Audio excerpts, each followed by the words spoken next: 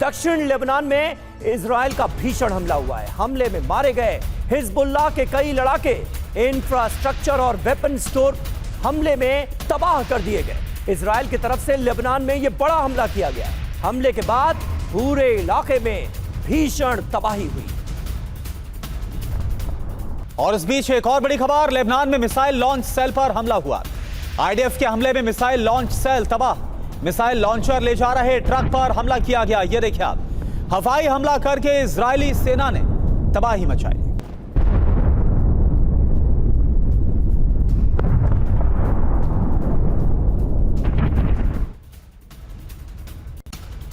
और America Iran के बीच टूट सकता है सीज फायर। जी हां, इसकी आशंका बढ़ती नजर आ रही है। ईरान पर फिर बमबारी कर सकता है अमेरिका। सीज फायर पर राष्ट्रपति ट्रंप का बहुत बड़ा बयान। लाइफ सपोर्ट सिस्टम पर पहुंच चुका है सीज फायर।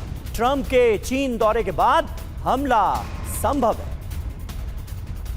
तो देखिए, डोनाल्ड ट्रंप साफ तौर पर सीज फायर के जल्द खत्म होने के संकेत देते हुए नजर आ रहे हैं। वो कह रहे हैं कि जैसे लाइफ सपोर्ट सिस्टम में मरीज जिसकी हालत खराब होती है और डॉक्टर आकर कहता है कि आपके बचने की चांसेस सिर्फ 1% है, कुछ ऐसा ही हाल इस सीज फायर का है। डोनाल्ड ट्रंप का यह बयान ऐसे वक्त में बहुत बड़ा बयान माने जा रहा है जब चीन के राष्ट्रपति शी जिनपिंग से उनकी मुलाकात होने जा रही है और उससे पहले वो सीज फायर खत्म होने के संकेत दे रहे हैं। क्या ईरान पर फिर गिरेंगे बम?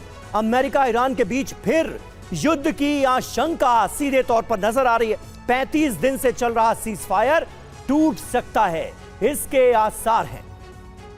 ट्रंप ने कहा लाइफ सपोर्ट सिस्टम पर सीज फायर पहुंच चुका है। पेंटागन सूत्रों से खबर है कि जल्द हमले का आदेश संभव है। ट्रंप के चीन के दौरे के बाद ईरान पर मुमकिन है अमेरिका हमला कर दे। ट्रंप के पास 2 विकल्प मौजूद हैं। प्रोजेक्ट फ्रीडम को फिर शुरू कर सकते हैं ट्रंप। ईरान पर फिर बमबारी कर सकता है अमेरिका। फिलहाल इन 2 विकल्पों पर बात चल रही है।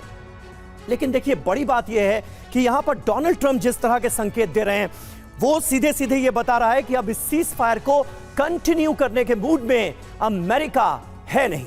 ट्रंप का नीति परिवर्तन, क्या फिर शुरू होगी जंग? ये सवाल है। 5 बड़ी आशंकाएं हैं इस वक्त। ईरान में बचे हुए टारगेट पर बमबारी कर दी जाए। यूरेनियम के लिए ग्राउंड ऑपरेशन संभव है।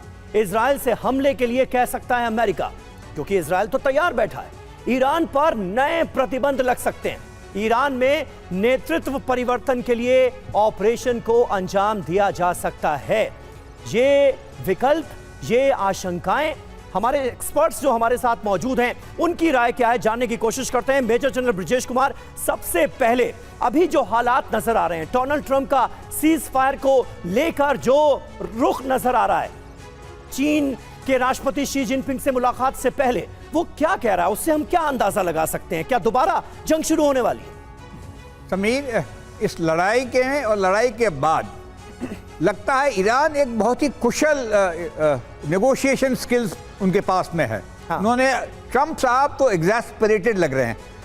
उनके पास में लगता है कोई हल शायद उतना आसानी से नहीं निकल पाए। तो बात सही है, वहीं के वहीं रुकी हुई है। हालांकि ये मानना सही होगा कि जो नाकेबंदी है वो ईरान को हर्ट करी है। सैंक्शन के अलावा जो नाकेबंदी है, तेल की खपत नहीं हो रही है, आवाजाही नहीं हो रही है, वो तंग कर रही है।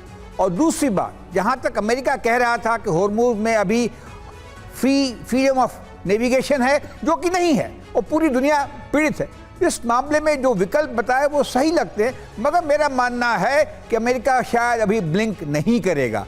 ये जो लगाई गई है सीज फायर है, ये नाकेबंदी की गई है ईरान के ऊपर में, वो चलेगी। पहले कौन ब्लिंक करता है ये इसका पता लगाना मुश्किल है। ये बात भी सही है साथ साथ कि ईरान के अंदर भी मतभेद है, IRGC के अंदर और दूसरे उनके जो दूसरे शासन हैं, जो कलीबाग साहब हैं, उनके बीच में। तो वो क्या करेंगे कहना मुश्किल है। ये ऐसा कब तक चलेगा ये भी कहना मुश्किल है। चीन की जो यात्रा है वो खैर इम्पॉर्टेंट है ट्रंप साहब के लिए, और ईरान के साथ साथ चीन का जो आइडिया है वो ताइवान के ऊपर जाता है। Coming back to Middle East, coming back to Iran, मेरा ख्याल है नेगोशिएशन होंगे, कब होंगे कहना मुश्किल है। तो इतनी लंबी समय के बाद में, खींचतानी के बाद में एकाएक शायद ब्रेक थ्रू मिलेगा, वही हमारी आशा है। बिल्कुल। क्योंकि ईरान की बिल्कुल ब्रिजेश सर, और क्या वाकई में नेगोशिएशन हो पाएगा जैसी उम्मीद आपकी तरफ से, क्योंकि अभी तो एक दूसरे पर हम जुबानी हमला ही होता हुआ देख पा रहे हैं।